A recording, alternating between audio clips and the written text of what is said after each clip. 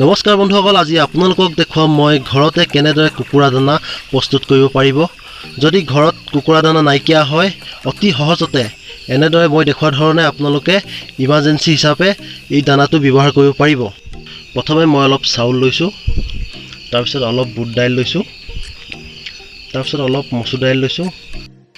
এনেদৰে ঘৰত খাবলৈ আনি থোৱা যিকোনো দাইলে আপোনালোকে ব্যৱহাৰ কৰিব পাৰিব।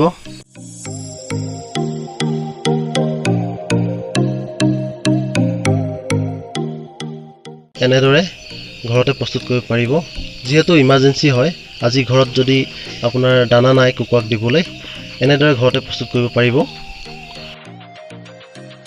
এতিয়া মই জালখিনি সৰু সৰুকৈ ভাঙি ল'ম। বেছি গুৰি নকৰোঁ, একেবাৰে পিঠা নকৰোঁ।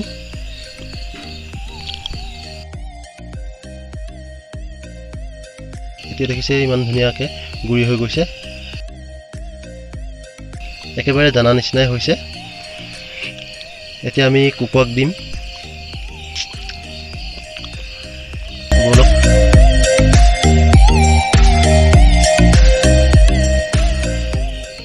এনেদৰে ঘৰতে বনাব পাৰিব।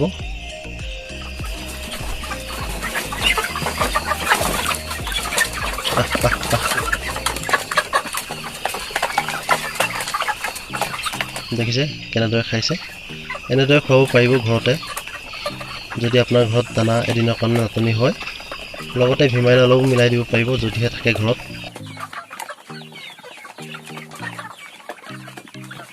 এইবিলাক পোৱালি মই ইনকুবেটৰ মেচিনত উলিওৱা হয়। আপোনাৰ যদি ইনকুবেটৰ মেচিন নাই, যদি বনাব বিচাৰে, আগতেই মই ইনকুবেটৰ ভিডিঅ' বনাই থৈছোঁ, আপোনালোকে চাব পাৰিব। ডেছক্ৰিপশ্যনত লিংকটো দি থৈছোঁ। ঘৰতে উলিয়ালে বহুত প্ৰফিট হয়, নহ'লে পোৱালি কিনি আনিলে বহুত পইচাই দিবলগীয়া হয়। ইনকুবেটৰ বনাবলৈ মাত্ৰ 1100-1200 টকাহে খৰচ হয়। যদি আপুনি ভাবিছে কাৰেণ্ট নাই, কাৰেণ্টৰ প্ৰব্লেম হ'ব, ইনভাৰ্টাৰ নাই, তাৰ চলিউশ্যনো মই দি থৈছোঁ সেই ভিডিঅ'টোত।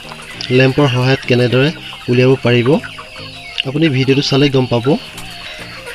এই ভিডিঅ'টোৰ যোগেদি মই এইটোৱে দেখালোঁ যে আপোনাৰ ঘৰত যদি দানা নাইকিয়া হয়, আনিবলৈ যাব পৰা নাই, তেতিয়া এনেদৰে দানা বনাই খুৱাব পাৰিব ঘৰতে। আজিলৈ ভিডিঅ'টো ইমানেই। যদি ভাল লাগিলে লাইক কমেণ্ট কৰিব। যদি আপুনি মোৰ চেনেলটোত নতুন হয়, ছাবস্ক্ৰাইব কৰিব, যাতে আহিবলগীয়া ভিডিঅ'সমূহ আপুনি পাই থাকে।